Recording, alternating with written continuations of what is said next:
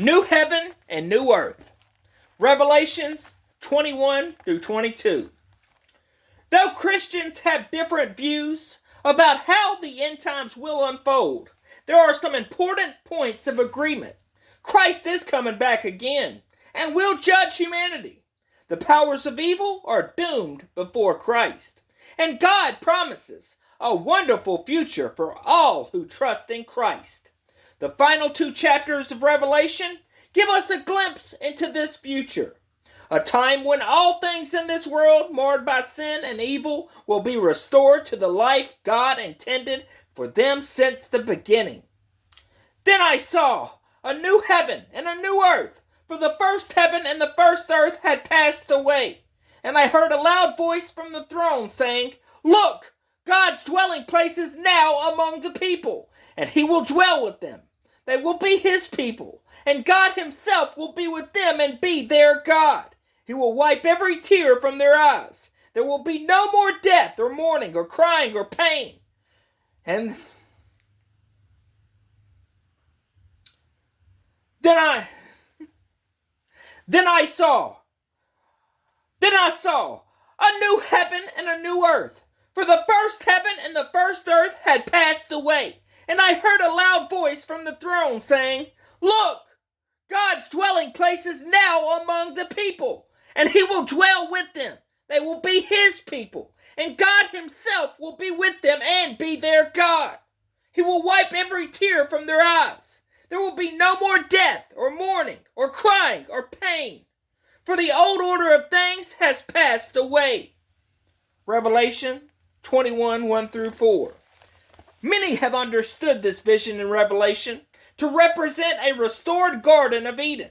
In the first chapter of the Bible, God creates the heavens and the earth.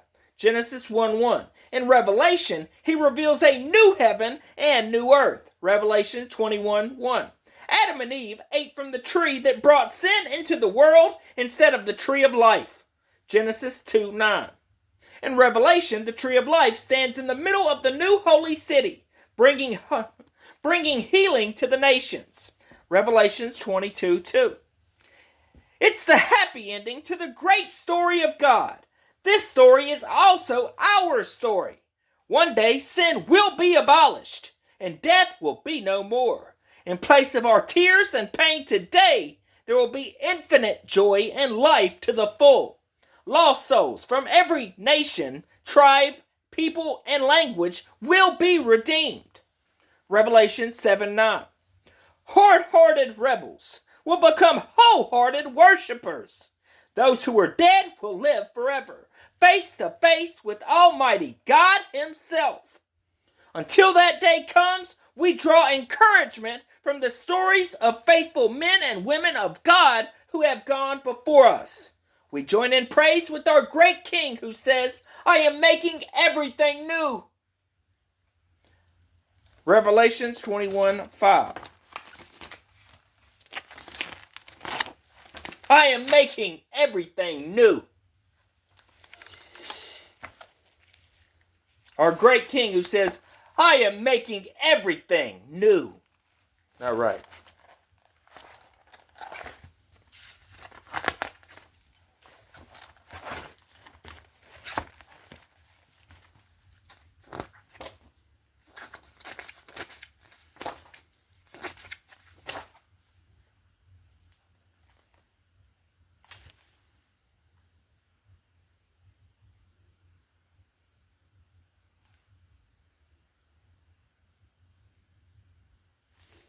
Introduction. Imagine rooting around in your grandparents' basement and finding a massive bundle of documents. These are old... Alright, let's begin.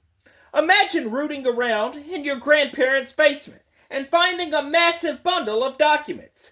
There are old journals, business cards, assorted postcards from exotic places, some love letters, tattered newspaper clippings, baptismal and death certificates, marriage licenses, military awards, and lots of faded photos. You've just discovered a treasure trove of artifacts from your past.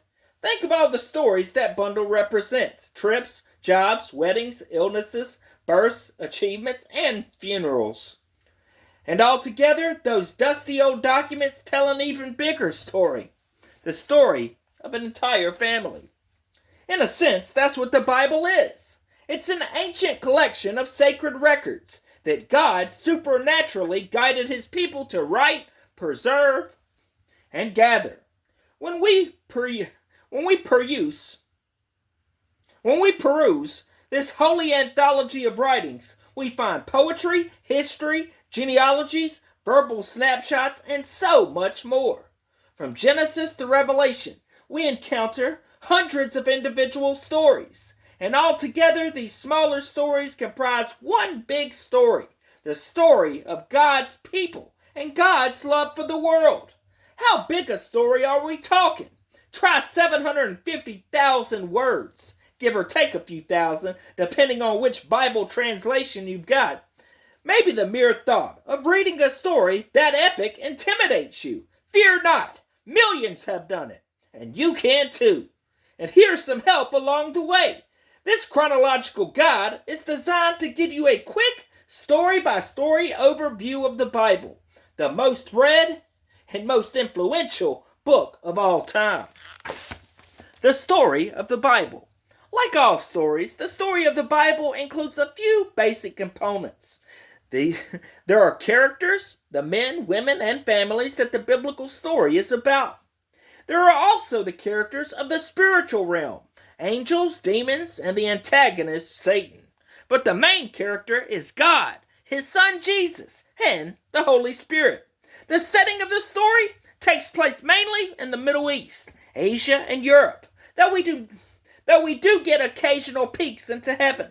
And don't forget, all stories include a conflict, a problem to be solved. What the characters do to overcome that problem is the plot of the story. In the Bible, the conflict happens right at the beginning. In the Bible, the conflict happens right at the beginning. God's beloved creatures and beautiful world are ruined by sin.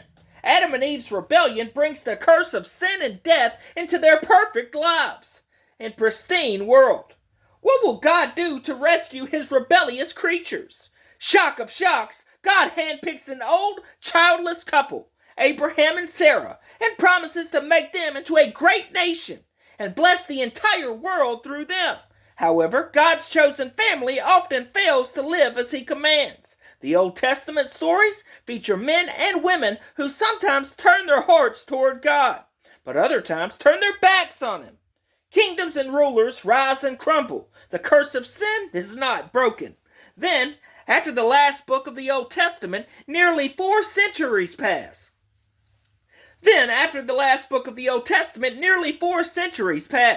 The people of God find themselves at the mercy of foreign powers. They wonder, what about all those divine promises of a glorious future? Where is the Messiah that the prophets talked about?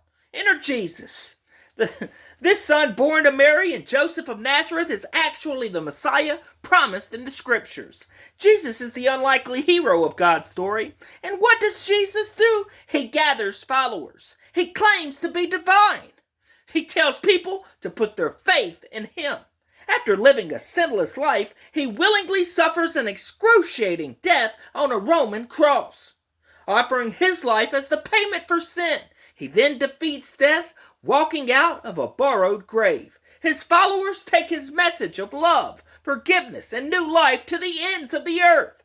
Most stories conclude with the resolution to the problem presented at the outset. Here's what's fascinating about God's story. The Bible's last book, Revelation, tells us that God's ultimate resolution is yet to come. The story isn't over. We get to play a part in God's holy plot to redeem and restore all things through Jesus Christ. The Bible isn't simply a bunch of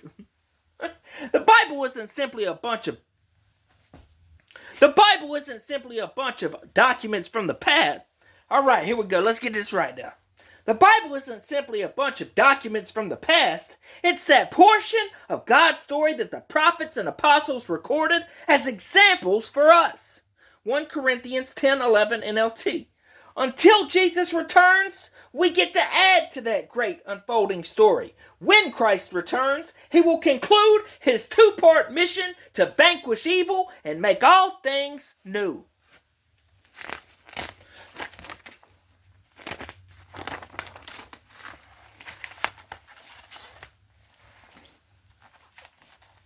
All stories have a beginning. The story of the Bible starts not with the once upon a time of fairy tales, but with 4 unforgettable words. In the beginning, God. Genesis 1:1. The biblical story begins with God. Before the existence of the world as we know it today, before millennia of human history, before even the formation of galaxies and planets, there was God. Genesis, the first book of the Bible, is the account of how all good things in this world began, and how so much of it went terribly wrong. Creation, Genesis 1-2. The first chapter of Genesis tells how God brought form to the formless and filled the emptiness with life. Now the earth was formless and empty, and God said, "Let there be light," and there was light. Genesis 1:2-3. With the power of his word, God created light where there was none, put the galaxies in space, made birds to fill the air and fish to fill the seas. And like a potter at his wheel, he formed the first human being from the dust of the ground. What an extraordinary sight that must have been. The creation story reveals who God is. He is the creator who gives life to humanity and all living things. This world is his beautiful world and very good creation. Genesis 1:31. In this story, we see God as a designer, artist, architect, and life giver. A good and loving God who takes delight in his creation. There is a well-known speech by the Apostle Paul in the New Testament in which he declares, "The God who made the world and everything in it is the Lord of heaven and earth, and does not live in temples built by human hands, and he is not served by human hands, as if he needed anything. Rather, he himself gives everyone life and breath and everything else. From one man he made all the nations, that they should inhabit the whole earth." Acts 17:24-26. Paul's words echo what the first chapter of the Bible teaches. God, the maker of all things, cannot be confined to a single place. Not a mountaintop, not a temple, not even a church building. He needs nothing, yet freely gives life to all. The creation story also tells us something about ourselves. We are not here by accident. Our Creator purposefully. The creation story also tells us something about ourselves. We are not here by accident. Our Creator purposefully.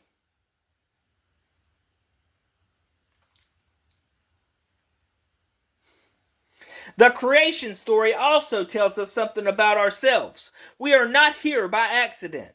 Our Creator purposefully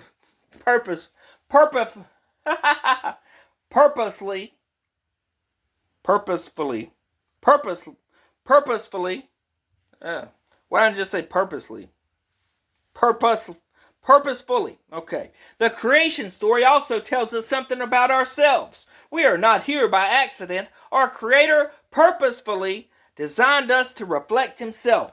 God created mankind in his own image. In the image of God, he created them. Male and female, he created them. Genesis 1:27. He made the first man, Adam, from the dust of the ground, and the first woman, Eve, from Adam's side. As image bearers of God, their directive was an important one: to fill the earth and reign over God's creation.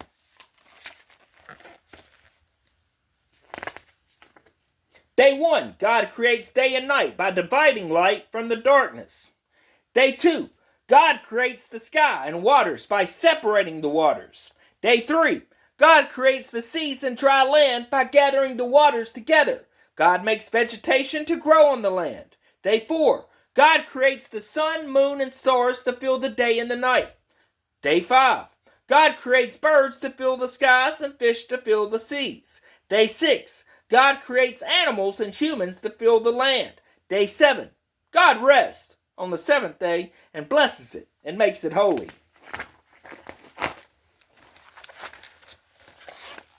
a fallen world. Genesis 3 through 5, the first two chapters of Genesis portray a picture of the world that is very good. Genesis 1:31. God put the first man and woman in the Garden of Eden, a place where they cared for God's creation and God cared for them. Both Adam and Eve were naked and felt no shame. Genesis 2:25. Consider the world as it is today. It's easy to see that many things are not the way they should be. Consider the world as it is today. It's easy to see that many things are not the way they should be.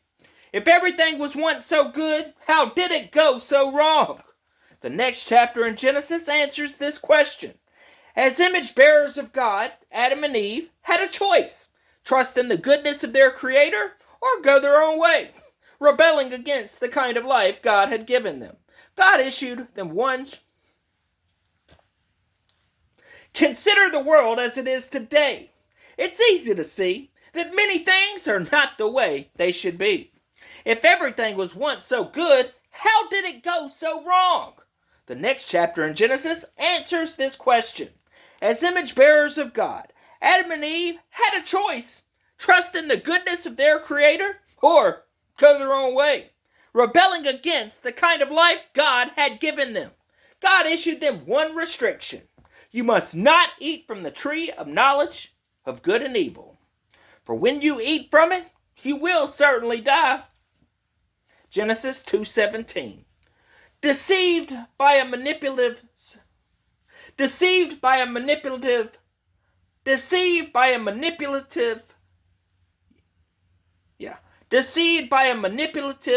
serpent, Eve chose the fruit of the one tree that was off limits.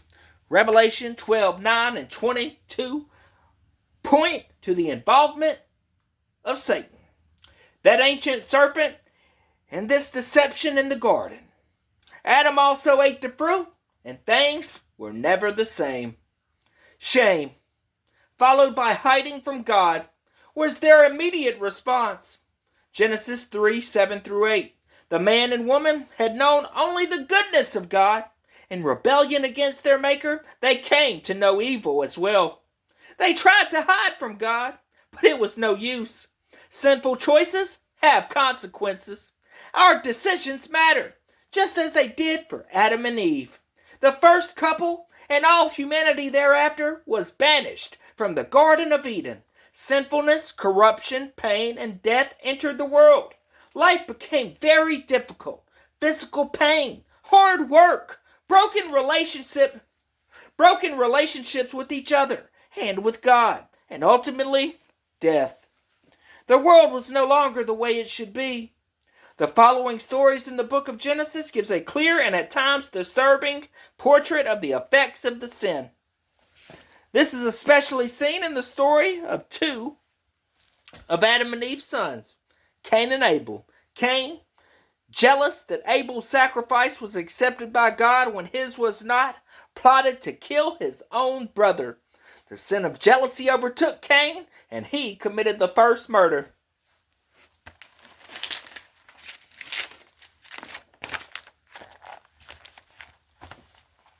Noah's Ark. Genesis 6:11. At this point in the biblical story, many years had passed since Adam and Eve, and the human race increased rapidly. But so did evil, corruption, and violence. Genesis 6:5-12. The Creator, who had given life in the first chapters of Genesis, here in chapter 6, concludes that the wickedness of humanity was so great that he had made the Creator, who had given life in the first chapters of Genesis, here in chapter 6, concludes that the wickedness of humanity was so great that he would take away. The Creator, who had given life in the first chapters of Genesis, here in chapter 6, concludes that the wickedness of humanity was so great that he would take away all the life he had made on the face of the earth. The means of destruction would be a massive flood, like the world had never seen before.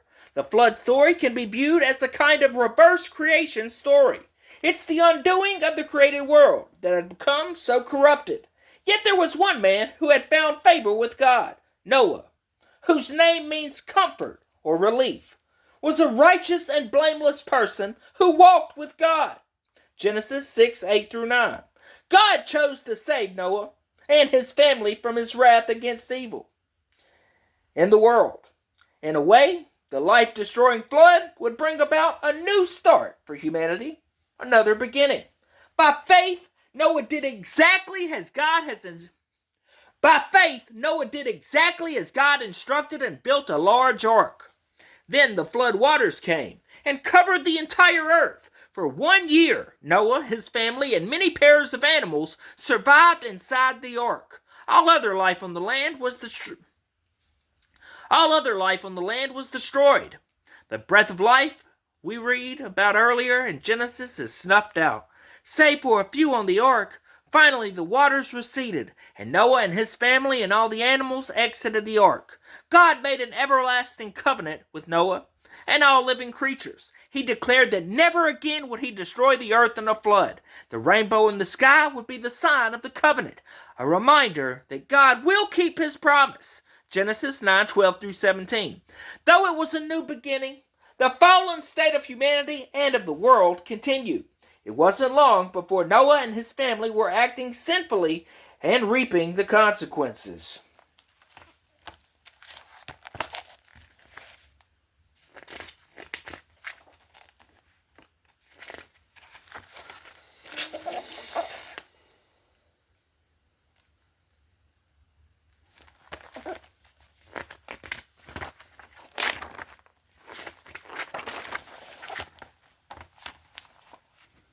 Even with the new beginning after the floodwaters were gone, sin and corruption remained in the world.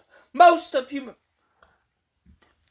humanity continued living against the will of God. Yet as the stories in Genesis reveal, God was undeterred from bringing about his plan to redeem humanity and all creation. Starting in Genesis 12, we see God forging a path of redemption through one special, though far from perfect, family. The story of this family begins with a childless couple named Abraham and Sarah. Genesis 12-24. Abraham and his wife Sarah, also called Abram and Sarai, were originally from the ancient city of Ur in Mesopotamia. Ur, as we know from archaeology,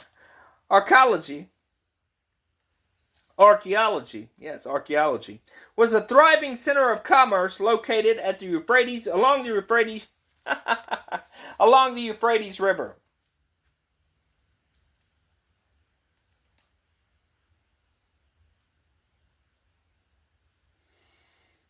In modern-day Iraq. It was also a city teeming with the worship of false gods. Abraham's family was semi-nomadic, moving to wherever they could find food and pasture lands for their flock. All right.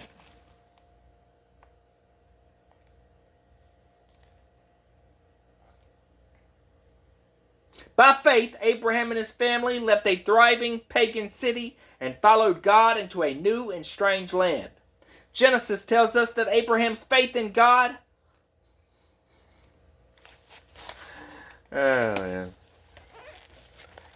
Abraham's faith in God's promise was credited to him as righteousness. The book of Hebrews. This was terrible. This is worse than before.